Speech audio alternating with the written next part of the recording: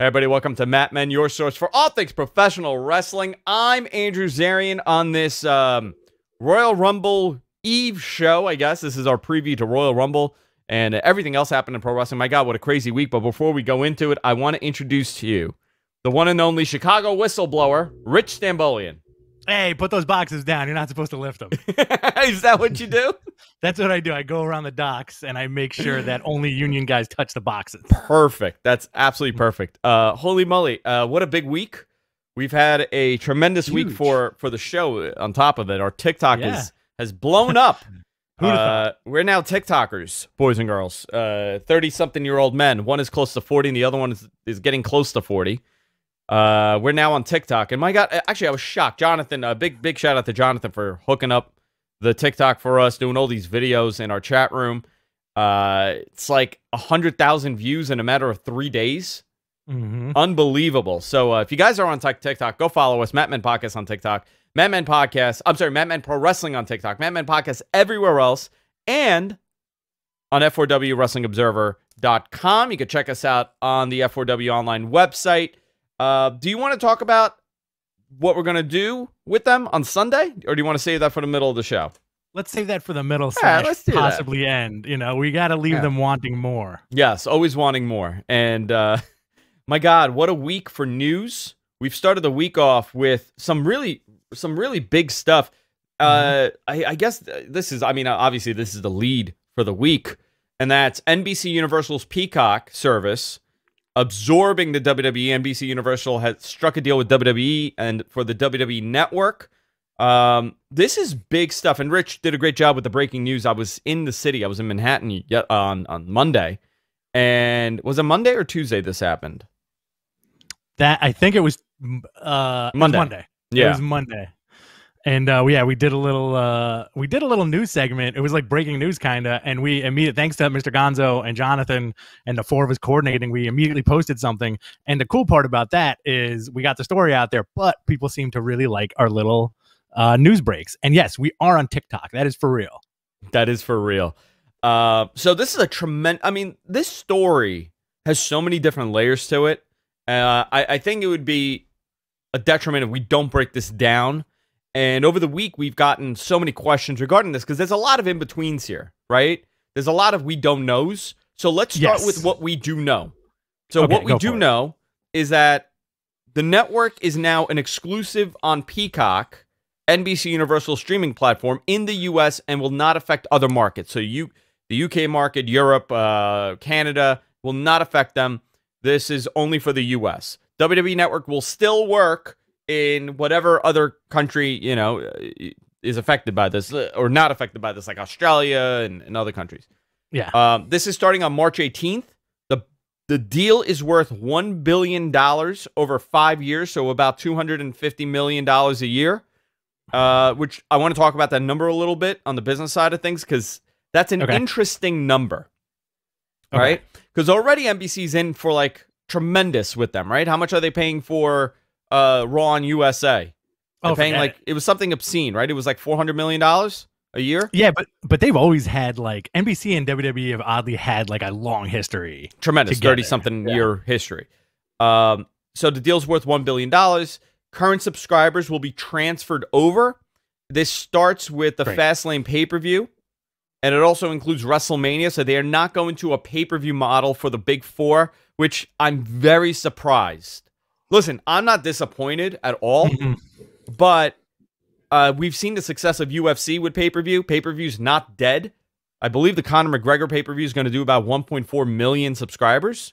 Of course it is. Buys, which is tremendously huge for being, on ESPN+. So for perspective, for example, this is also interesting. So if you have a Comcast membership, if you're a Comcast subscriber or a Cox subscriber customer, you get Peacock for free. It's already included in your service. So a lot of Cox and Comcast. So Cox has 4.1 million subscribers. Comcast, you know what, Rich? Yes, you're making me laugh. Good. I'm glad. That's kind of my job. Inappropriate boy. Comcast, 21.5 million subscribers. So already And then this on top of the 1.5 million from the earnings in October that they reported. This is a lot of eyeballs. Yeah. This morning, Comcast put out a press release saying that they have 33 million subscribers to Peacock, which is very impressive. Now, that 33 million is including the free memberships, right? So they don't have 33 million people paying exclusively for this. They will have 1.5 million or close to that, right? If you deduct the Comcast subscribers and the Cox subscribers from WWE Network. But this is interesting because if you look at it, WWE is making about $150 million, $120 million a year from the network. Now that's I don't know if that's the gross profits or net numbers. I got to look at the number again. But they're no longer going to have to rely on infrastructure. They no longer have to have a third party to do this. I believe they were working with Fox, which provides the NFL and the NHL stream for their streaming services. So that's what they had gone over from MLB AM or BAM, whatever it is now, right? What is it now with Disney, the streaming service? Disney Plus. No, they call it like MLB. It was MLB AM, and then it became BAM. I think. Yeah, I think it became BAM. So they left them. They went over to Fox. Now they're leaving them. They're going to NBC. This is a very interesting story because there's a lot more to this. NBC is now heavily invested in WWE programming. It is, yeah. Big time. Like big time. Big. NBC has shut down. Also, last week, NBC has shut down NBCSN, their sports network. And a lot of the programming will be heading over to USA and to Peacock. So this, at the end, what does this mean? NBC, this is a major restructure here, right? Of how they're providing content. Yeah, completely. First of all, thanks to Brandon Edwards in the chat room for $10, man. Thank you very much. And he has a question that's pertinent to this conversation. Does the Peacock deal mean the USA angry ratings reports are going to be irrelevant? What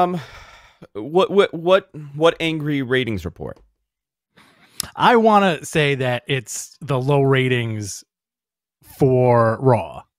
So it's got to be, right? That's got to be what he's talking about. Well, the report that NBC is very angry at WWE, right? That report, that's not accurate.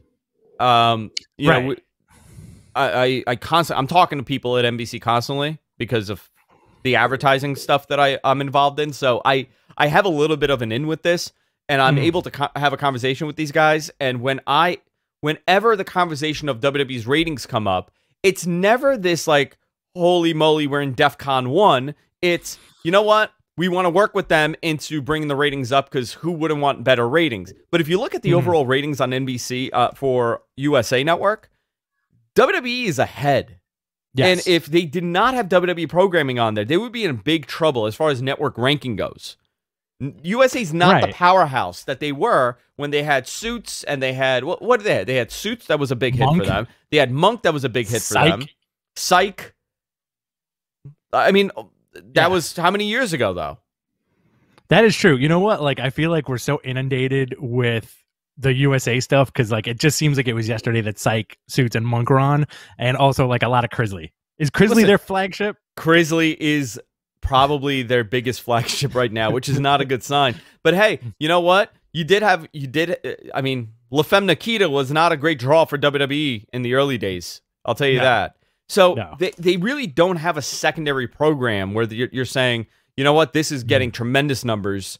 Maybe we shouldn't concentrate and invest so much money in WWE. I think they realize that first run programming is important, and I think they do realize what a bizarre content wrestling is. And also, it's a lot of it is also that they don't want to let go. You know, they don't want another person grabbing their property. And Fox is really Fox is really on top of them with this. Yeah, Fox really, like, it was interesting the news that came out the other day about how now there will be no mentions of WWE on ESPN moving forward. Yes, so about 3 weeks ago, that decision was made by ESPN, and if you just assume, you would know that WWE was shopping this to everybody. This concept. And ESPN, we saw last year how close they were, right? Yes. Yeah, for real. We saw how close they were, and it didn't happen because of the pandemic, but it kind of might have been a blessing for them because ESPN was not going to do this deal with them to this extent. No. You know, $1 billion, $250 million to put their network part of their environment and absorb all the costs. ESPN was not going to do that. So this kind of worked out for them, and I guess the deal fell apart. They were still talking. The deal fell apart a couple of weeks ago or a month ago. All the credit to Nick Khan. He has really been instrumental with really post George Barrios and Michelle Wilson era of WWE. And in a very short time, I mean, this guy put together that Fox deal. He put together this NBC deal. He has a ton of connections. I think that's the unsung hero of this story, and I think that's going to be the name that you're going to hear a lot more over the next, couple of years to see how this guy does in this environment. And already, he's batting 1,000. Yeah, 100%. No relation to Tony Khan either. No relation to Tony Khan. I feel like people may get that confused, but if you really think about the trajectory of the WWE Network, how many years ago did WWE say, hey, we're working on it. We're working on a network, right? And the end game clearly has always been to have the network well-oiled enough to be able to sell it to somebody, right? Or have somebody co-opt it, right? And now, we talked about this the other day. I always pictured Disney outright just buying WWE, but it might be that Peacock, man. It may be Comcast. It may become a Comcast property. I don't think the sale thing. Listen, here's the reality, right? WWE's getting about $3 million in TV rights a year. The company's projected evaluation is sitting around $6.5 million, right? $6 million, $6.5 million. I don't. It's not. If I'm Vince, if I'm WWE, I would not sell it because you're already generating all this revenue with more possibilities to generate revenue. $6 million for WWE is not really a blockbuster sale number, but they're getting $3 million in TV rights. That's unbelievable. Yeah, it's pretty nuts. I mean, I think people don't really realize what a juggernaut of a TV property WWE has become. And this is leading to a lot of stuff, and this is there's a lot of interest here for how this deal was put together. 5 years securing till 2025. They've done a very good job at this, and I think this is only a positive, and I'll tell you why. It was interesting the comments from this, right? From the deal being put together. Because you got it too, because you did the breaking news update. But when you look at the comments, I saw a lot of people saying, you know what? This sucks. I want to cancel my network. I don't want to be very into signing up for this service. It was a bizarre reaction I saw from this. Very knee-jerk reaction. And I wrote to, and it's like, I never respond to that because it was so ridiculous. But there was so many of them. And one guy wrote, I want to pay for WWE. I don't care for all the other stuff. I don't want to be forced to pay for that. And the way that I looked at it as, dude, you pay for cable or whatever. If you're watching Raw live, you're paying for something to watch it live, right? You're either paying for cable or you're paying for YouTube TV or whatever streaming service.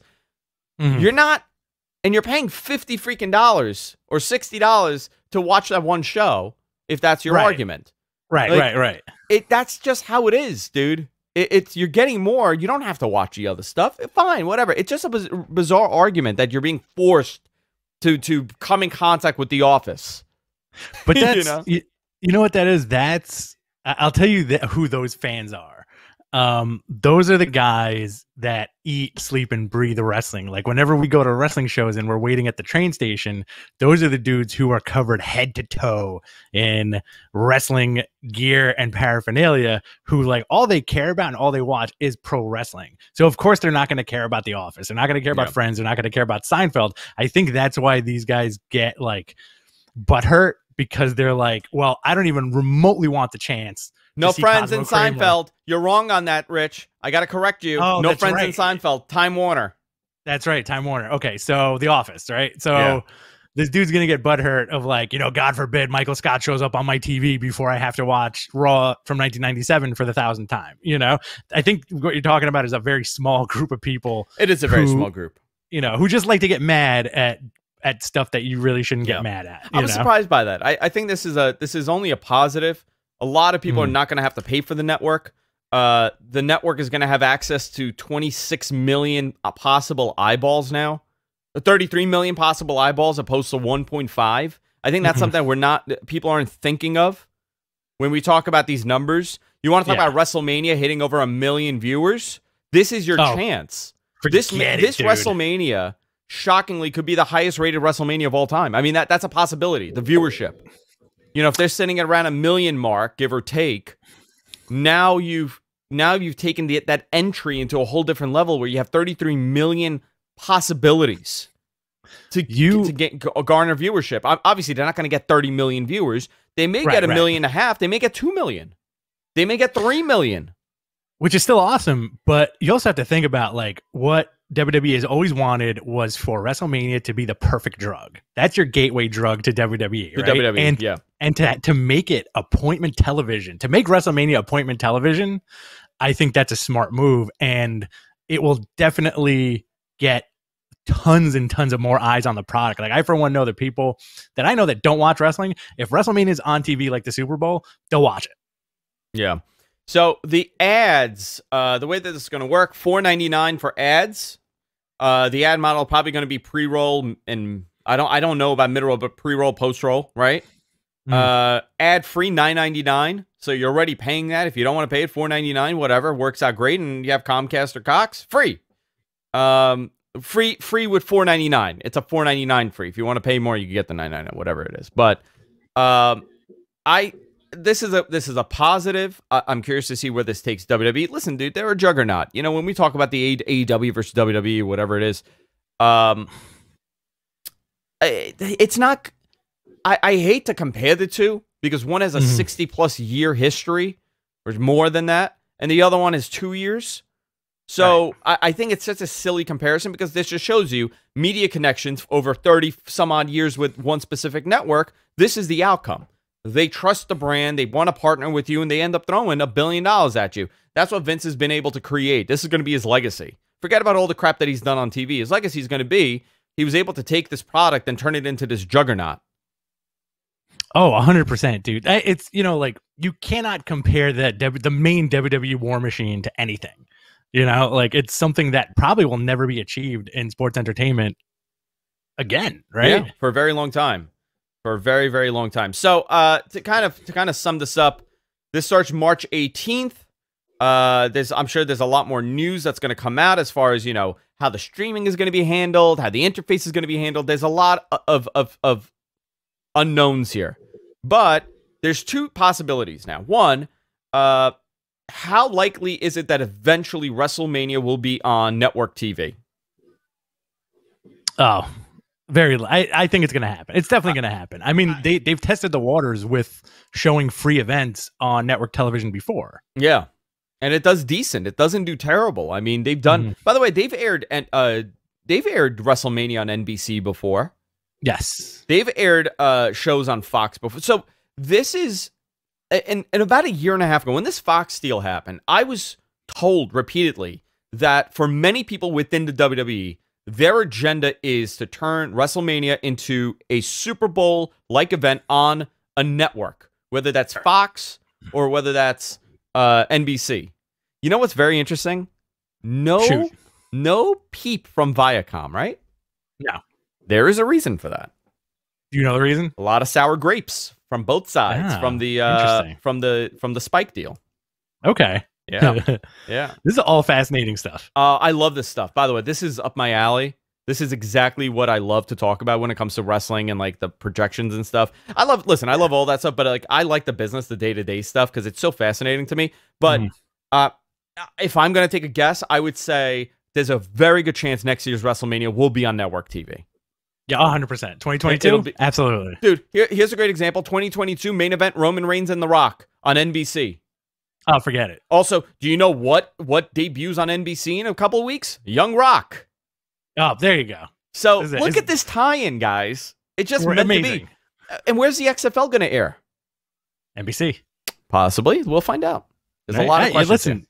Listen, this is making a juggernaut even more of a juggernaut. And it's pretty fascinating, you know, because it's like, I think we're in the same boat where as much as we knock it, we still love it. You know what I mean? Like we can be fairly like optimistic about WWE, but stuff like this is kind of cool. You know, like, do I want wrestling in more homes? Absolutely. Do I want people to watch Roman Reigns? For sure.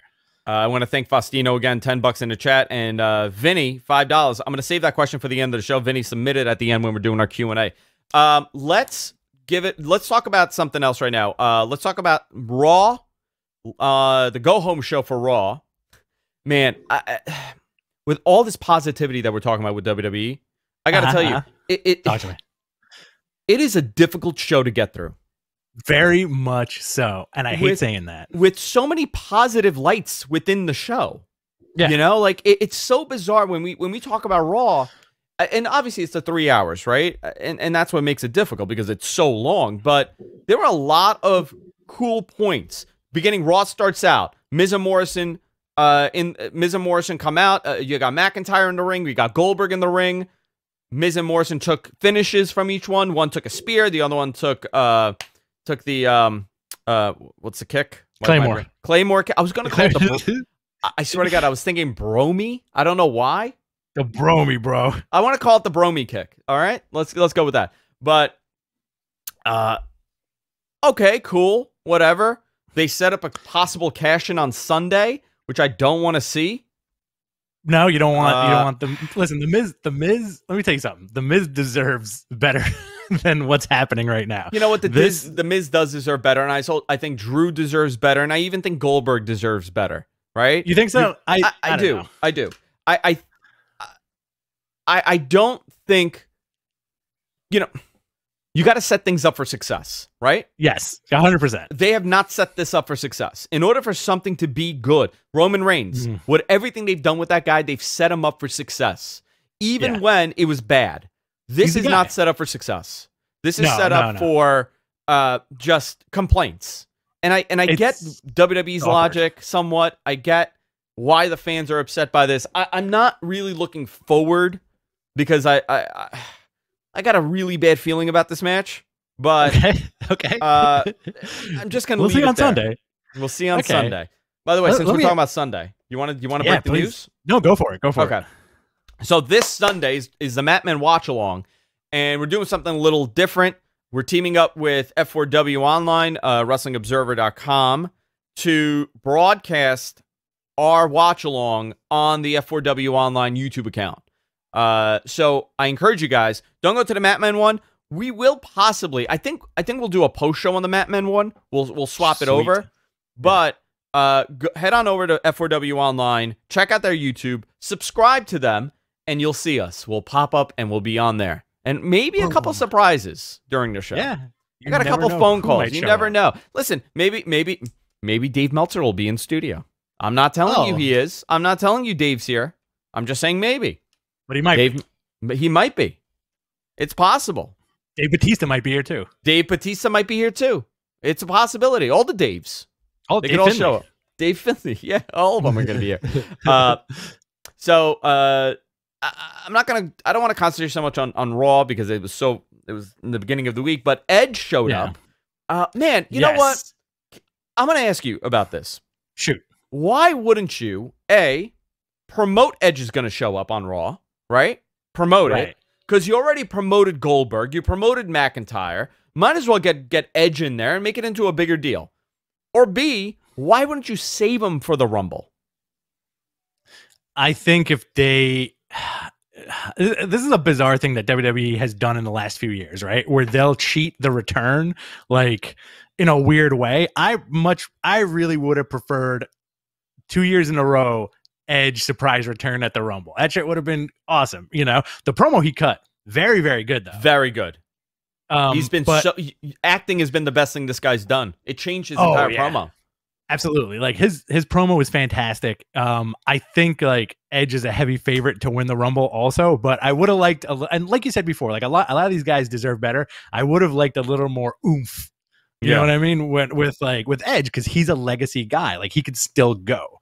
And I think like the Rumble sets him up for an interesting program. The Randy stuff is unresolved, but Randy's doing the Fiend stuff. So it's going to be interesting to see where they go with Edge. And plus, like, he probably wouldn't even come back unless they had something good for him. Right. Oh yeah. They we talk about how Drew's title reign was kind of screwed up from everything that happened. I mean, it really was screwed up. There was a whole different plan for this guy, right?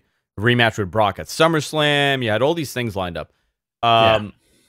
Edge really, I mean, you want to talk about a return that got devastated. It really was Edge's return. Number one, he had to wrestle in front of nobody in multiple situations. The matches were not terrible, but it never lived up to what it should have been because there was no audience.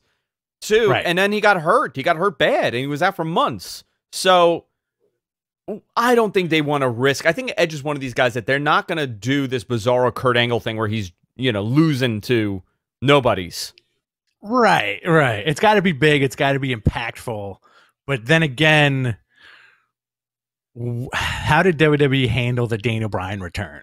Like it started out with a bang, and then kind of went the normal WWE route of Edge is not Daniel Bryan though. That's the difference. That's cute. That is true. That is 100% true. Yeah. I got a question for you. Yeah. And I noticed this the other day. And then we can move on from Raw. But do you think the Office broke up the Iconics because their act is too similar to Miz and Morrison, and since they're veterans, they have more clout? So they broke them up because they felt that they weren't going to go anywhere as a tag team. But they also got on this kick that they needed more singles competition and they needed to develop more single stars. And unfortunately, that's when they broke up everybody. Yeah. But Tucker and Otis. But it hasn't benefited. Like, I understand they broke everybody up, but it hasn't really benefited anybody with the breakup. Yeah, I think it was just bizarre. I do personally think, like, as a fan, I'm like, if you had the Iconics on SmackDown, their act is too similar to what Miz and Morrison are doing now. Like the obnoxious, like, know-it-alls. Yeah. By the way, while we're doing the show, I just want to say something. People are sending. I'm getting bombarded right now with DMs saying that ECW is returning. Extreme Championship Wrestling is returning. Breaking news: ECW will make its return for the first time since 2001. And will be included as a 3-hour special live social media. I have no idea what this is. I've never heard anything about this. I don't think this is real, guys.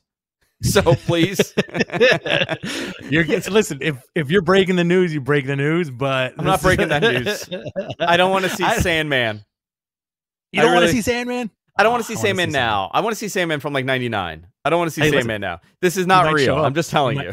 He might show up on Sunday in the studio. Can you imagine? You know what? I want you to envision that. We're just doing the show. You're doing your own thing. I hear a knock on the door. I hear yelling. I think it's my neighbor because they kind of like all my neighbors are Sandman. I don't know if you know that. They're all Sandmans. All my neighbors. All my neighbors are Sandmans.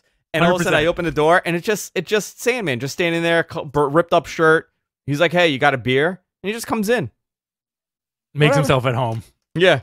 It makes himself at home. All your neighbors are legitimately Sandmans. Like, yeah, every one of them. That's the best way to put it. Do they watch your shows? Yes, some of them do. Oh boy, okay. Yeah. And they know that they're all pieces of crap. I love all of them, but they're just like really, really aggressive dudes. Well, because the one family of Sandmans owns like legit like half the town. Yeah, they own half the town. Yeah. It's crazy. The Sandmans. The Sandman family. That's so good. Alexa Bliss took an RKO at the end. Got her ass kicked. So that's setting up even more bizarreness. So we'll jump over that. Do you want to go into really quick summary of SmackDown? Yeah, you know what? Like, this is the first time on SmackDown, this is the first time in Roman Reigns' current run that you kind of see like a chink in the armor a little bit, where he wasn't he didn't live up to the tribal chief character and got put through a table by Kevin Owens. I really like this feud. These guys work so well together, and they have for many years. You know what? Classic long. It's been a long feud. Oh, absolutely. Very long feud. Yeah, both of those guys, and you know what? You could tell that they really like working with each other. Yeah, they're buddies. They're doing a great job at it. I thought that was good. Do you want to jump into NXT real quick? Let's do it. NXT last night was a decent show. You are getting the Dusty Cup is still going. You watch NXT, right? I did, yeah. How do you feel about the Dusty Cup this year? So a couple things. Number one, if there's ever, I mean, we talk about this a lot, but if there was ever an argument for me to move NXT, last night was a great example of it. And not because it was a bad show, because at the end of the day, at the heart of NXT, what is it still? It's developmental. Yeah. Right? With a question mark at the end of it. Yeah, with a question mark at the end. When your opening match is, MSK, you have the Rascals with Drake Maverick and Killian Dane. Yeah. You look at that roster, it's not a heavy star-studded roster. I mean, they got their stars on the top half, but their mid-card and entry level is very mid-card and entry level. And it's by design. By design, it's that. 100%. It's not a knock, right? That's not a knock at all. You got some really talented guys. Grizzly Young Vets are on there. You got Leon Ruff. He's they're pushing him heavily. You got Tommaso Ciampa, Timothy Thatcher, Undisputed Era. I mean, you got a very good card, but it's just when you look at it, and it's also dull, like the color palette of the show. I'll agree with you. And again, by design, right? That's NXT. Lower lights. It's not glitz and glam. And you, by nature, will compare it to the competitor, and that's AEW. It never stands out. No, it doesn't. And I'm talking on a visual level. I'm not talking about talent-wise, because NXT, there is an argument on who has a better roster. I could see that argument. I can see 100%. People talking about that. Aesthetically, it's not as engaging. It's not as engaging. No, it's very static. And it's looked like that even before the pandemic, right? That was a big complaint of mine, that you're looking at this thing. It's dimmer. It's the hue is a little off, like to me. You don't like the hue. I don't care for the hue, and I don't care for his news at all. Okay. So looking at this card, it was a stacked show with a ton of stuff happening. Yeah. Yeah, I mean, like, we don't really have to go through the card, like, match by match, but, like, the takeaways are, I agree with you 100%. It is still developmental. They would benefit by moving to, let's say, like, a Tuesday night, And I think, we'd have more fun watching it. Like, I don't think watching NXT is a chore. I do like a lot of elements of NXT, and I love a lot of the wrestlers on NXT. But it's kind of interesting how, like, I'll give you a good example, like Raquel Gonzalez, right? Like, she comes out with Dakota Kai and their partners, right? Yes. But I feel like the developmental half of that is like she's not quite there as a character, and she just comes out. I feel like in this day and age, like you need to come out on the entrance with a little bit of extra oomph, And also, I got a question for you. Yes. Is Kurt Stallion the name they would have given Hangman Page? Because this dude's a cowboy. Oh, yeah. You know what? Right? That's such a great question. Hangman Page, Adam Page, because remember, they have a Page and there's an Adam already. Yeah. Right? Because you have Page, you have too many Pages, you have too many Adams. So, yeah, it would be Kurt Stallion. I feel like they've had that name sitting like on a sheet for like 25 years. Yeah. How is it that we have not had a Kurt Stallion in WWE until now? It's bizarre, right? But I feel like when I was watching his promo yesterday, like, I was like, this is totally what they would have given Hangman if he went over there. Yeah. So you kind of have like Hangman Light, which is kind of neat. The dude's very talented, and he cuts like a decent promo.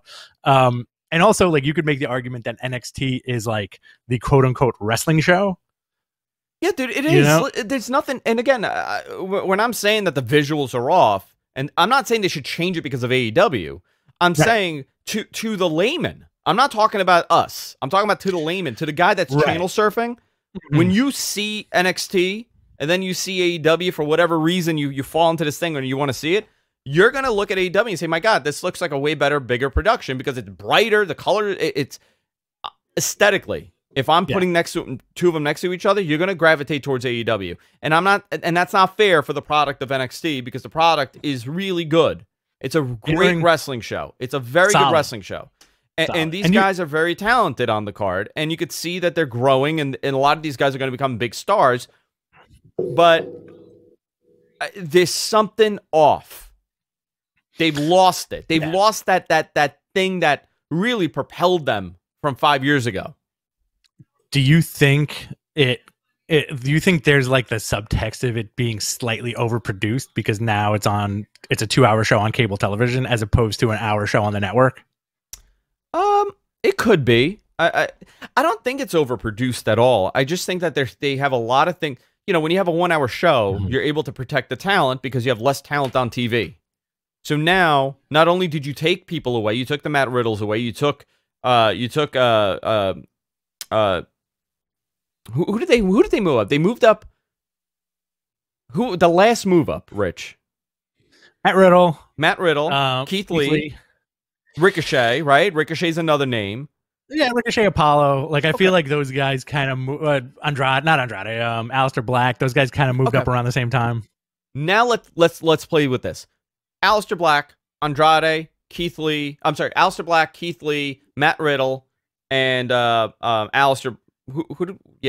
Aleister, Keith Lee. Jeez. My brain just stopped, dude. Matt Riddle and Ricochet. If those 4 guys were in NXT right now, we would be having a very different conversation about the product on TV. Oh, straight up. Very different conversation. Isn't it also bizarre that they initially wanted to bring up Gargano and Ciampa, and they did it a couple of times to the main roster, and now it's just like, nope, you know what, you guys are the foundation of NXT at this point, which is great. Again, that adds to the depth of their amazing roster. The end of the show yesterday was also fantastic with Balor. Do you think this is headed towards a super faction with Balor and the Undisputed Era? I'm into this. Yeah. The actual Balor Club? Yeah. I'm maybe they could do something like that. I don't know. They got such great talent on there. And again, AEW, they have a ton of green talent too on their TV. Tons. Oh yeah. I mean, they're both up and coming products. I just feel that NXT has exposed themselves a little bit more than AEW has. And that has to do with production. Doesn't have anything to do with the talent or who they have on TV. I think they both have green talent on TV. They both, there was a lot of stuff on the AEW show, which we'll talk about, that I was like, you know what? You kind of see through it. You kind of see some of these issues, but AEW does a much better job at masking these issues. Very, very much a ECW vibe from the production sometimes. You know how Paulie would really do a great job of showing the good sides of a performance as opposed to the holes in it. Yeah. We had the Pete Dunne run-in that you talked about, Balor and Undisputed Era. Is it a super faction? Let's see where they go with this. I'm very excited to see where this goes. Also, Tony Storm. I really want to see Tony Storm win that title.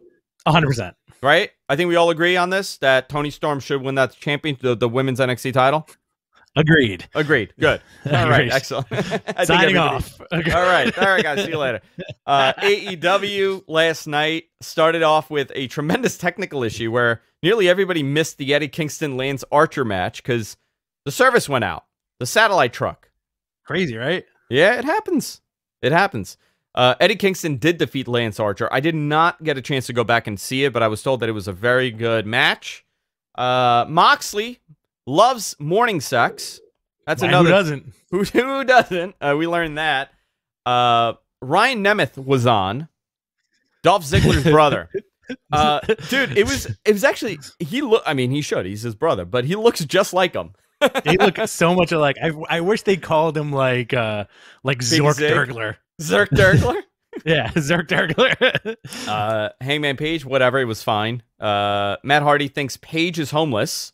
Listen, homeless Hangman Page has a great ring to it. He's so mopey. I love it. I love Mopey Hangman. Is he still a drunk?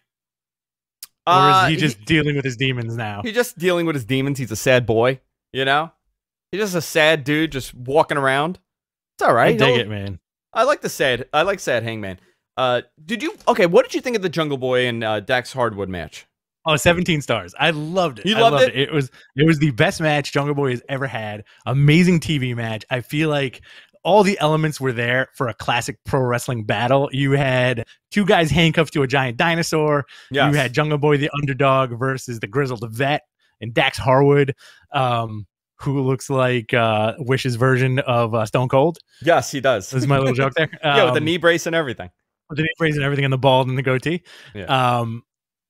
Really, really fun, excellent match. You could see how, like, I think it's fair to say that as good as we thought the Revival were, I feel like they're better, and we haven't seen anything yet from these guys. Yeah, you're right. We have not seen much. I like them a lot.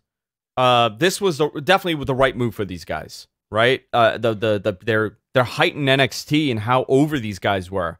As you know, they were called the Mechanics for a reason, right? They were a mechanical tag team. Arn and Tully influence for sure, and now they're working with Tully, and Arn is there, which is the amazing part of this. But you know, really good tag team.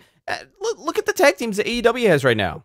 They're top 3 tag teams: the Bucks, the FTR, and Gallows and Anderson. I mean, they got 3 really top tag team, and that's not even counting everybody else that they got. I'm not even counting everybody else, you know? Santana and Ortiz, Phoenix and Pentagon. Like, it's tag team city. Yeah. Let's just put it that way. But did you like the match? I liked some aspects of the match. There was a couple things. If I'm going to listen, it was a fun match. I enjoyed it, right? Okay. But if I'm going to sit there and evaluate it, you can really see the difference in, and listen, Jungle Boy is couple years in, right? Dax Hardwood has been doing this for a while. You could see the difference in, you know, someone that's a veteran at this point and someone that's coming up in the business. Jungle Boy is going to be a huge star. There's no question about it. I mean, this guy has something. It's a matter of, you know, he's going to get older, he's going to get a little bit grislier, he's going to get a little bit bigger, and you know, he's gonna become a star. It's just a matter of a couple years from now. I thought it was good that he got this win, to have this under, you know, checked off on his category with singles is a positive, and it continues the tag team feud here. I do feel like they need to get the mask off of Luchasaurus. You think so? I think he needs a new mask. So. They cut the horns off, right? Yeah. And they tease cutting off Jungle Boy's hair, so that may play into something later on. But like a hair and mask versus... I don't know. Something. Loser leaves hair match? I don't know. Something. Maybe. loser leave dinosaur match? You don't cut off stuff. You don't cut off stuff without implying that there's going to play a part in this. But talking about hair, can we talk about Griff Garrison? Yo, strong edge vibes from my dude Griff Garrison. First of all, and he stood out tremendously in this match. But so did Pillman. Pillman looked like $1 million. The best he's looked to me. Absolutely. He did not look like $30. He did not look like $30. Pillman Jr. looked great. Griff Garrison looked great. I like that Pillman's putting on a lot more muscle. Oh, yeah, dude. You know, he's getting the wrestler neck. Listen, a lot of these guys, remember when AEW started and you made the comment, it wasn't a knock, but you made the comment of like, these guys need to hit the gym, right? Yeah, there was a lot of young guys on there. In the last couple of years, you see like the physique of Jungle Boy, Sammy, MJF, Pillman, and Griff Garrison. Like, these dudes are I think they're all training with Billy Gunn. I think they're all in the Billy Gunn regimen. Yeah, getting big, you know, which is a lot of fun. I think, you know, and you can definitely see the time and effort that Garrison and Pillman have put into their tag team. You know, a lot of chemistry, and they're both pretty great workers. It was cool I thought it was really cool that Garrison took the pin. From the what's the Jericho move? The Judas effect? Well, no, wasn't the It was a Judas effect into a lion salt. Okay. Wasn't that that was the finish? So he went off. Yeah, he went off the rope, went flying, and then he did a spinning Judas effect, caught him while he was jumping, and then hit him with a beautiful lion salt. Right. Perfect. It was perfect. Picture perfect. Yeah. By the way, Jericho hit that lion salt the best I've seen him hit it in a very long time. I think that was an FU. You know what? That lion salt was an FU to everybody. I think it was, but he's so dense, and his lion salt is like when my son falls off the couch. They're shaped the same too. My son is shaped like a fire hydrant. He's three, but he's like a little fire hydrant, and he'll jump off the couch. There's no like finesse. Like some of these guys, like you see Ricochet jump off the top turn. He actually stays in midair for a little bit, right? Oh yeah. Like AJ Styles, he's like going up, and then the velocity comes in. Jericho's just up and down. Yeah, he drops like a Led Zeppelin, and this was the perfect lion salt I've seen. Arguably, that's what you should do, right? To make it more believable, shouldn't you drop on another dude with all your effing weight? Yeah, I liked it. I liked it a lot. That poor guy eats so much shit on the internet. It's unbelievable. He really does. Forget about the political. I mean, take away the political stuff. Take away all that. But this guy's been getting ragged on for 3 years straight, and the guy comes out there and puts his best that he can. I actually enjoy seeing Jericho out there.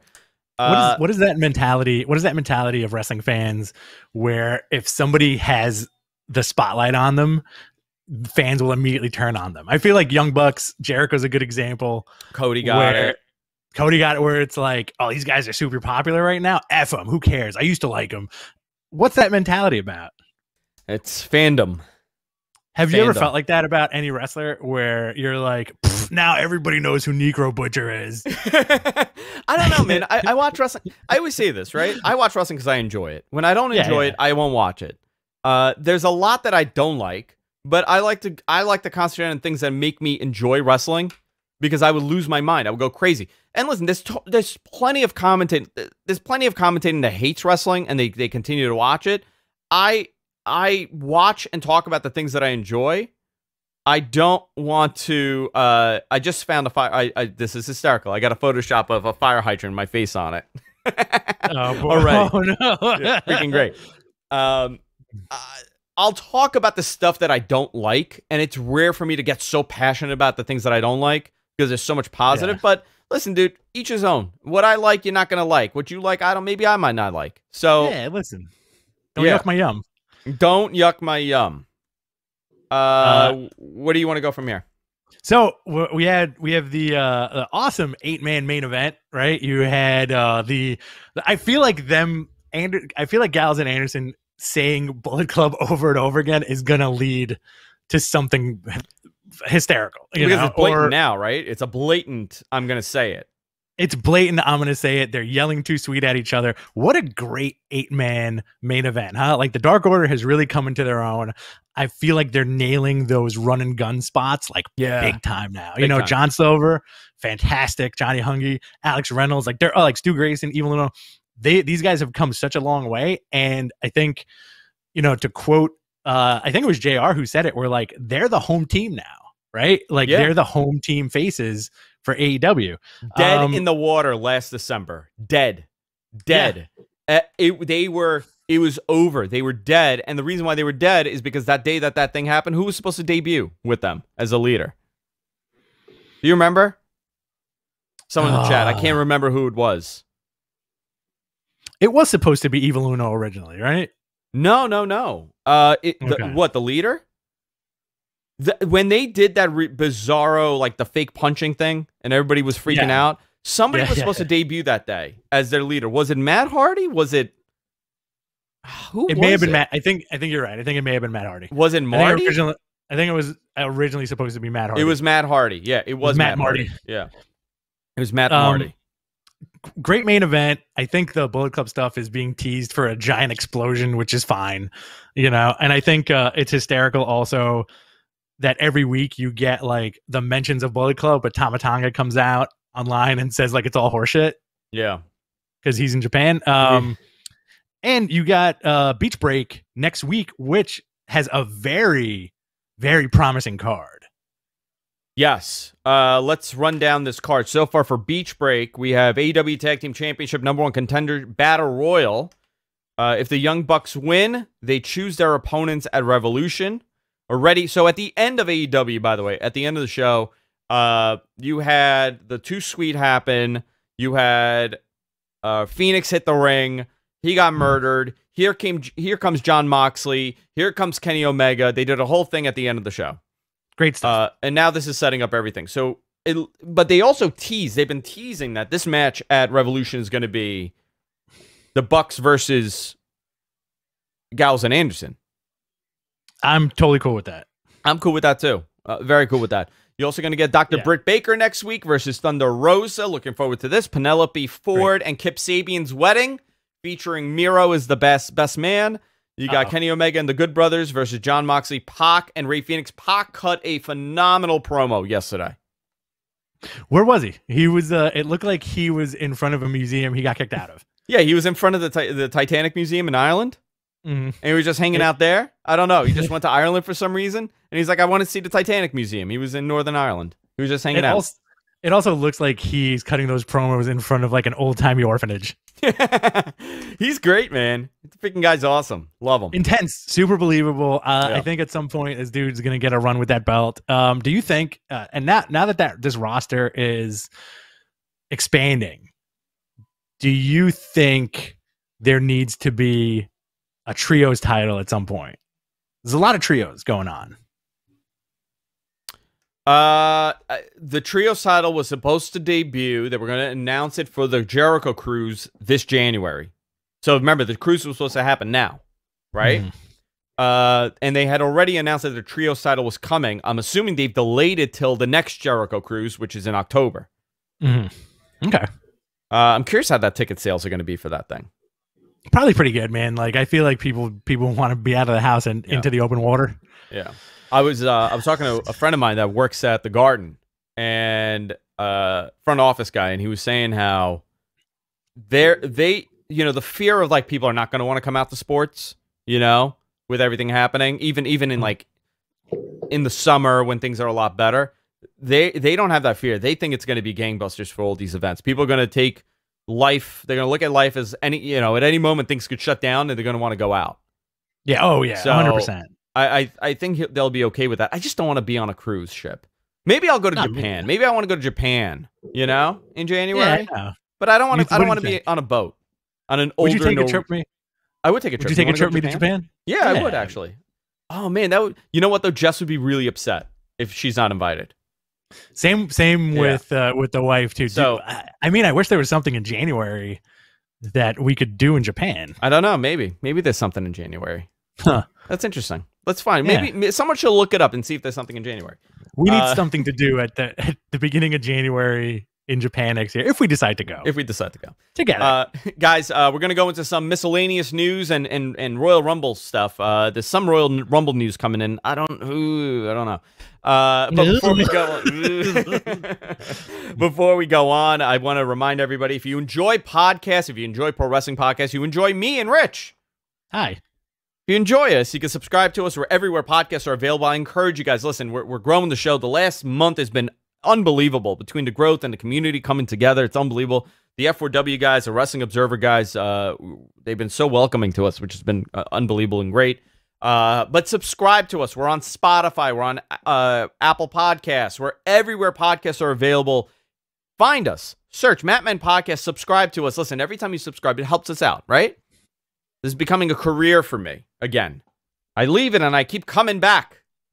So subscribe to us. We're also on Patreon. If you want to help us out, you want to tip us, go to patreon.com/MattmanPodcast. You could fund us there as little as $1 per week. You could fund us. And of course, on YouTube, you could hit the super chat button and fund us already. $50 today on the show. Helps for lunch, helps for drinks. It's always a positive. So let's go into some miscellaneous news here. AEW is moving Revolution to Sunday, March 7th. This is their first Sunday pay-per-view. Interesting move. I prefer Saturdays. A lot of people prefer Saturdays, but this is an experiment. They moved it for a reason. I'm not sure exactly what the exact reason was, but they moved it to March 7th. do we know the exact reason? There was a number of reasons why they were moving it, but Sunday pay-per-view, let's see. Maybe they'll go shorter, too. Yeah, oh, for real. Like, I think the last Saturday pay-per-view was over close, if not after midnight, right? Close enough. Yeah, it was very late, and it gets exhausting when they run that late. No matches are finalized for Wrestlemania yet, and that's a little bit telling because that to me means that nothing is really finalized for Royal Rumble. But we can kind of see where things are lining up already. I'm going to wait before I make my statement on WrestleMania. Because okay. You have a statement? You have a statement? I have a press release I want to make about WrestleMania this year. Superstar Spectacular was Tuesday. Did you watch it? You know what? I did not. I was running errands all day, and I was on the group text, and I saw what was going on. Whatever. It was for the Indian market. I don't know why they made Jinder Mahal a heel. But that was at the Performance Center. Not the Performance Center. That was at the Thunderdome, right? Yes. Okay. Yeah, Thunderdome. Cool. You know, really cool for the Indian market. That's an untapped market too, like as far, I think, because like I remember hearing that whenever they went to India and Kali was headlining, people were scalping tickets for like thousands of dollars. Yeah, they wanted just to see Great Kali. It's insane. So here's something interesting. WWE Backstage is returning to FS1 this Saturday. They will reveal the men's number 30 pick and the women's 1 and 2 pick. Can I tell you how much I hate this? Please tell me. Okay. This sucks, right? And I'll tell you why. I'll tell you why this sucks. For multiple reasons. Number one, I like the element of surprise. That is what the Royal Rumble's great about. That is why it's amazing. You generally reveal it when you know that it's not going to live up to the hype. Right? Number 30, they're revealing number 30 because they don't want it to turn into another Rey Mysterio situation that we got a couple years ago, where everybody wanted Daniel Bryan to win that year, and here comes number 30, and it's Rey Mysterio, and he gets booed out the freaking building, right? That sucked. 2, if you're going to announce who gets what number, why wouldn't you have it be part of a storyline as to who gets number 30? So now you're like, oh, maybe this guy's going to win. You know, maybe this guy has a chance because he's number 30 and you're building a story around it. When you just say, like, we're going to announce number 30, it doesn't do much. It really doesn't. Yeah. Unless it's John Cena. I mean, wouldn't you want that to be the surprise? I would, but, you know, like, I don't know, man. I feel like... So it's going to be 50-50, right? The person they announce at number 30 is going to you're going to either really want to look forward to it and be like, holy shit, I can't believe it. Or it's going to be like, who's the dude that fell under the ring at the World? I can't even remember the guy's name. Titus O'Neil. Titus O'Neil. It's going to be Titus O'Neil. Yeah. You have Titus O'Neil on one hand, not a knock on the dude. And you have, like, let's say arguably CM Punk on the other. I know. Well, those are your options, right? Nothing in between. And then you can have the 1 and 2 for women's. Okay, you know what? I understand that a little bit better because you could say that maybe these two have a feud. You know, maybe it's, I don't know, 2 people that have been feuding. You just do it that way. I just find it bizarre. You're wasting that 30 pick, and it's such a sacred thing, the Rumble, when it comes to, you know, the surprise element. But they have no audience, so they don't care, right? They're going to say, well, the people at home won't care, which they do. I really care about that. I'm looking forward to this Rumble. I'm hoping it's not 18 hours long. I really am, but we don't have a lot of matches announced, obviously. But this is what we do have. We have a WWE Championship match, Drew McIntyre versus Bill Goldberg. I like the way you did that. This is going to be quick. They're not going to do 15 minutes. This is going to be a very quick match. I'm just telling everybody. I'm not going to... Big guy match. I don't want to speculate anything. Because I feel like if I do, I'm putting it out in the universe. And that's very upsetting to me. Well, you already put it out there the other day. I did. I did put it out there the other day that we're going to have a 3-way spear off. But I'm not saying that that's what I was told. But I was told, and I'm going to read you guys this. And this kind of piggybacks off of what WrestleVotes is saying. Right? Okay. And this is, I'm going to read this because I posted it this morning. It's going to be bonkers. And there's a lot of ideas for Royal Rumble and how that show ends, and most of them are not great. So I'm not going to go into. I don't want to speculate if they do it, because what I was told, it's too stupid for them to do. Okay. So I don't want to put it out there, and I have not confirmed it. I don't think they're going to go this direction. Let me just say that. All right, if that helps. But there is a lot of elements for WrestleMania that I do that I know that will be happening. John Cena is going to be there. Yes. Okay, let's put that in. Edge is going to be there. Okay. Goldberg will be there. Sure. So do what you want with that information. and plug and play everybody. But to me, I mean, honestly, if you were to ask me how to do this, I would say Edge should win it and challenge Roman for the title. Straight up. Yeah. Straight up. I believe that would be that match. That has to be the match. I think Edge winning is awesome. They're throwing us a lot of red herrings this year because they're presenting the men's Rumble this year to us that it's anybody's ball game, right? Cesaro's getting a nice little push. Nakamura's getting a nice little push. It could be Kevin Owens, it could be Daniel Bryan. Daniel Bryan's getting like a nice little airtime. Well, let's go through the next match though, right? Next one is Roman and Kevin, obviously. I don't know. I anticipate Roman's keeping that title going into WrestleMania as a champion. I don't see them taking the title off, but go down that card, Rich, because you listed some names that have some validity as possibilities. Daniel Bryan, Bobby Lashley, AJ Styles, Randy Orton, Otis, The Miz, Jey Uso, Cesaro, Jeff Hardy, Sami Zayn. I feel like Sami's an underdog right here, and I wonder if we'll go with him. Dolph Ziggler, Nakamura, Big E, heavy favorite, right? Mm-hmm. John Morrison, Sheamus, Mustafa Ali, and Edge. So this is interesting because The Miz has teased that he's going to cash in. Right. But he's also in the Rumble. Right. So which match goes on first? Do you end the show with the men's Rumble match? Do you end the show with the women's Rumble match? Do you end it with a WWE title match? Do you end it with a Universal title match? I don't know. I think if it's a shocker, you want to end with the men's Rumble, and I kind of want to give like a little bit of a prediction for that, right? So they're going to do the number 30 spot, right? So let's say they announced Dolph Ziggler number 30, right? And then on Sunday, Dolph Ziggler is mysteriously found beaten up backstage, right? Here comes number 30. Okay. Brock Lesnar. Dude, very possible. And Brock wins? And Brock wins. Brock like destroys all the last people who are in there. It comes down to like Ricochet and Brock murders him. Okay, so what happened last year? Who's Brock facing at WrestleMania? Roman Reigns. So it's Brock and Roman. Mm-hmm. He's not going to go after Goldberg or Drew. No, he's going after Roman. That match with Drew is supposed to happen.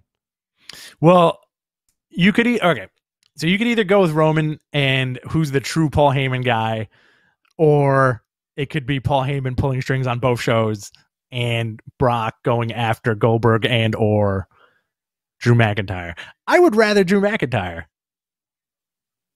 I don't know. You think Goldberg's winning this Sunday? Yes, or just a yes or no. I don't know. I don't want to think about anything. How about that? I don't want to think about any of these matches and how it's ending. The women's Rumble is interesting, right? Because who takes it from the women's Rumble? You got Nia, 100%. You got Charlotte. Does Charlotte win this? No. Rhea Ripley is my bet. Okay. Bianca Belair, heavy favorite? I don't think so. They haven't really concentrated heavy on her. Bailey, Mandy Rose, Dana Alexa Brooke, Bliss. Peyton Royce, Liv Morgan, Ruby Riott. A lot of folks are saying Alexa. Okay. Fine. We'll see. I'm excited for the women's Rumble, but like not as excited as I was in years prior. Who do you think are going to be the surprises this year? I don't know if they're going to do a lot of them, right? How many people? They got 1, 2, 3, 4, 5, 6, 7, 8, 9, 10, 11, 12, 13, 14, 15, 16, 17, 18, 19, 20. They got 20 people announced for the men's. Okay. So, maybe a couple NXT guys. I mean, is Matt Riddle in here? Matt Riddle, add Riddle in there. If they have two surprises, maybe it's someone from NXT. Okay. Are they going to Adam fly in Cole. an older guy? You know, do they want to do that? I could see them. I could see them bring in like a Rob RVD? Van Dam. Yeah, straight up. I knew like it. an I knew RVD. you were going to. Knew it. Of course. He He can still go. It's the only one that always comes to mind from that era. RVD, Yeah, just bring him in. He's free. He's Bring not on the RVD in. contract. Yeah. And like Finn Balor. And Finn Balor, okay. You could do Yeah. something with that. And with the women's, Lita and Trish Stratus and Molly Holly, like easily. Q&A time, boys and girls. Let's answer some questions. Submit them in the chat room, and we will do our best to answer them. MG Geek is copying and pasting, putting in our show notes, so submit them now. And Vinny had a good question, too, on there. So whatever Vinny's question was, submit them. Rich, you want to read some of these? All right. Charlie asks, how does the Peacock deal affect SmackDown on Fox? Nothing yet, but if you're NBC, when that contract is over, do you want one of your properties on, essentially it's all NBC on Fox? I would say, you know what, though? What other opportunity does NBC have to have cross-promotion for their streaming service on a competing network? Okay. Right? So if you're watching WWE on Fox, obviously they're going to be talking about the WWE Network on Peacock. There's going to be no way around that. And right. There's no way around that. So there's no other opportunity that happens.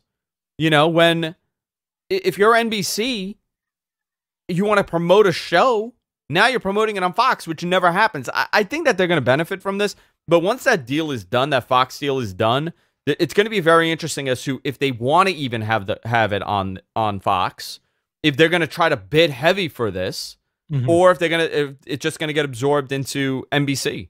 You know, Friday Night SmackDown on NBC doesn't sound bad, or Thursday Night SmackDown on NBC doesn't sound bad, and it won't be terrible. I mean, the ratings will probably be similar to what they're doing, but now everything is under one umbrella, so you don't have that network crossover. True. What if you get Wednesday night SmackDowns and Friday night NXT? Oh, God. I don't want that. Imagine. So this next question kind of piggybacks on the last one. Do you think this deal ruins the chance for a SmackDown renewal at Fox? Or because Fox doesn't have a streaming service, they'll want to keep SmackDown around? I don't know. It really depends what the ratings do over the next couple of years. Right now, Fox is actually happy with where they're at because the ratings are growing.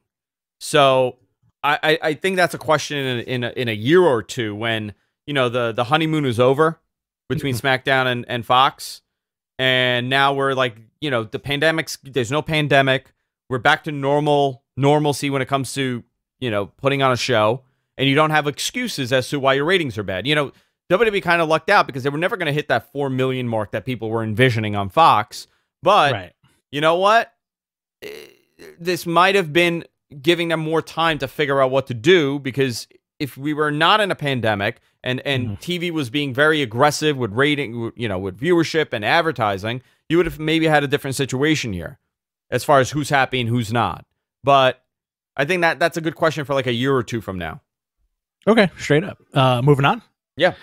Batcher 3000 asks, do you think that ads will be incorporated into some of the WWE Network programmings like the Raw Nitro archives? Ads like in general? Like what? Like a Lugs boot of the week?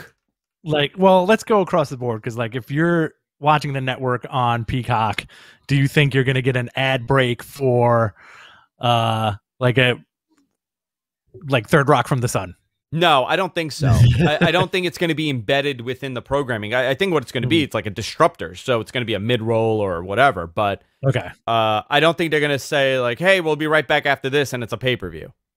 Okay. Unless it's an ad sold for that pay-per-view, which WWE does currently. If it's an embedded ad within the programming, yeah, it'll be there in the archives. Generally, that's beneficial to the advertiser and not the content creator. So, like when we do a live read here on the show, it sits there forever. Okay. How is it possible for shows that do not get more than 2 million viewers to be worth this much? TV's changed. You don't have much programming that's doing... you don't have a lot of programming. Like that does like 5 million viewers. You know, other than the few that do. TV has really changed. So 2 million in 2021 is way more valuable than it was, 10 years ago. It's just how it is. I don't know where, is that a good number? Not great number, but there's so many other different avenues for viewership. You talk about WWE and how their social media, they're number one for social media. They're like number 3 on Google, on YouTube for viewership. The way that people consume media has changed, and they're providing so much content everywhere where you don't need to sit there and watch TV only. Right. You could kind of piece it, and I don't know if that's a benefit or not. It's a new experiment everybody's doing, right? Everybody's putting their content everywhere and hoping that it garners some sort of success and income. I know WWE at one point decided that they weren't going to be as aggressive with the YouTube clips and social media posts during a live show, and they've gone back on that. So things changed. Vinny asks, how long before WWE has their own TV channel like NFL or MLB or NHL? Actually, that's a good question, because I think part of the and somebody correct me out, the Peacock deal is that they're going to have a live thing on Peacock. Like they do right now, right? They have if you go to WWE Network, you could click what's on live and see it. So they're going to have like a channel guide of content constantly airing. So imagine it will be a channel on Peacock. Okay. That's pretty cool. I feel like, but also like, why build your own network on television when you can have other people pay you to put your shit on there, right? Dude, $1 billion, 200 million, 250 million plus access to 33 million new possibilities. Yeah. Opposed to 1.5 million. It really, how do you say that that's a bad deal for WWE? Oh, absolutely. And you know what? Think about the merch sales. Oh my! It's gonna do two things. One, it's gonna reinvigorate the disenfranchised fan, like we saw when the network started, because so many of our friends in their mid-30s decided that they want to get back into wrestling because now they can watch all their old Raws and Nitros. You know, so and I'm not saying that that's gonna be a tremendous thing, but it was that 2013-14 thing that happened with wrestling kind of getting hot again. The network really brought a lot of disenfranchised fans, and you saw that early on when they would score as to what was being viewed on there. People were a little surprised because it brought in a lot of older fans, people that never forgot about wrestling after 2001. A lot of them kind of disappeared, and they slowly they subscribed and they watched again. I don't think that's the case now, because how many times are you going to watch the same Nitro? Once you got that out of you, it's gone. But there's 33 million other possibilities of people discovering this now and be like, hey, you know what? This is pretty cool. All right. Fair enough. Again, I think it's time to invest in WWE if you're following the stock market right now. Oh, it's not a personal recommendation, right? Just something to consider. The stonk market. The stonk market. All right. Ayaz, the grape, Ayaz Akhtar, the grape, asks, how would a broadcast network handle a 7-hour WrestleMania? Would Mania be cut back down to 3 or 4 hours? That's a good question. Well, what time does the coverage start for the NFL for the Super Bowl? Right? True. Think of it that way. Yeah. Coverage for the Super Bowl begins at like noon. 9 a.m. You got you really have 10 hours of content being created for the Super Bowl. So obviously I'm not saying that it should be 7 hours, but personally, I would move it up in time. I would have this start a little earlier. I would have they would run it like how the Super Bowl's done. You would have matches. You would have a pre-match. The pre-show maybe would be on the network only and not on network TV. You could do a lot with this. There's a lot of moving parts here. Oh yeah, and I'm sure they'll make it fun and cohesive. It's not like they're gonna slap it together. They're gonna provide you with content whether you want it or not. That's something that WWE loves to do. Whether you want it or not, they will give you as much content as humanly possible. Mexican Pisthead asks, NXT hasn't been the same. Agree or disagree? I agree. I think it's the going 2 hours. I think it's not having the depth in the roster that they did once. And now they're being compared to something else. You know, nobody looked at Raw and be like, oh, you know what, though? The visuals of Raw are so much better than NXT, or Raw has so many bigger stars than NXT, or SmackDown has bigger stars than NXT. You didn't do that because in your mind you knew, like, okay, this is up and coming. This is something cool. This is something different. But now they are another wrestling product because they're competing against something. Take away that competition and people's perception changes. Put them on another day. I keep saying that. Put them on another day and watch the perception of NXT shift again. Oh, 100%. And the show will just get better because of that. Yeah. All right. Last question. Aaron Banks. What about Carlito showing up in the Rumble? Wasn't he on Legends Night? Maybe they decided to save him for the Rumble. Listen, anything's possible, right? I don't know. Something weird happened. He never showed up, right? He was never there. He was advertised. He was advertised. Nothing, right?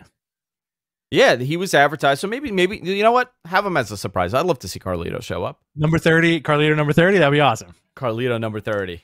Who do you think? Give me top 3 guys who you think is going to be 30. Brock Lesnar. Okay. Oh, did you want more? I said top 3. Brock Lesnar and Brock Lesnar. 3 Brock Lesnars? And John Cena. The 3 faces of Brock Lesnar. Yeah. Lesnar, Cena, or they're going to do something really stupid. I'm telling you, either it's going to be Cena or Lesnar or someone really ridiculous. And then they'll wipe him out. Remember they did that thing a couple of years ago where they announced, and then they did a whole cleanup. Like, people were disappointed and they beat him up and they never made it. So, I don't know. Is it going to, I mean, if you're announcing it the night before, does that mean it's a big deal? Oh, that's a good question because you never know with WWE. And as much as you'd want it to be like, I'm not saying it's going to be CM Punk, but as much as you want it to be a guy of that stature, you may end up getting an R-Truth. Yeah. Which is such is life, right? You want to CM Punk, but you might get an R-Truth, and that's okay. Listen, it happens in life sometimes. Yeah. I wake up every morning saying, you know what, today I'm going to get a CM Punk, but I'm handed a bowl of R-Truths. Just a lot of R-Truths, man. A lot of R-Truths. who also is fantastic, by the way. I'm not knocking R-Truth. Yeah. We'll see what happens, man. All right. Is that it? Are we done? Do we have any more questions? That was the last question. And you got to get out of here, and so do I. We both got to get out of here, but we'll be back on Sunday, right? We will be back on Sunday, this Sunday, live on the F4W online YouTube account. Just search for them, Wrestling Observer F4W. You can find them there. We'll be live there starting. I got to get the start time. What time does the show start? 6:30? 7? Do we want to do the whole pre-show? The post-show? Do you want to do 10 minutes and then just do a straight watch-along? No. What I'm saying is, do we start at, like, during their pre-show, or do we wait till the main show starts? Because normally we're starting in 30 minutes into their pre-show. Yeah, let's do that. Let's do the way we always do it, and then let's have fun. Okay. I'm excited to see the surprises. Is one of your Sandman showing up? Oh, I hope all my Sandman show up. All my neighbors have Sandman. You know what? They haven't done something like that in a couple of years, right? Like a big return. No. You had Edge, but like I'm talking about like the veterans. Like you're not seeing the Hacksaw Jim Duggins as much. I don't think that's gonna happen. You're not going to get like Hacksaw. I want Hacksaw. Honestly, you know who I feel like they'd throw in there? Tatanka. Yeah, you know what? Tatanka's in the Rumble. He's number 30. Oh, boy. Tatanka's in the Rumble. But listen, the winner might be somebody out of left field. Who knows? It's kind of fun to not know. I love that. It's also fun to speculate. We got to do the betting on Sunday, and I want to see if MG Geek, if you can put together some kind of randomized bingo card, we can do Royal Rumble bingo. Wait, don't we? Doesn't that guy make it? We know someone that makes that. Yeah, I can get that. I don't know. All right, let's do it. All right, let's do that. Get it. All right, guys, that's it for this week. Love you all. See you on Sunday. Take care.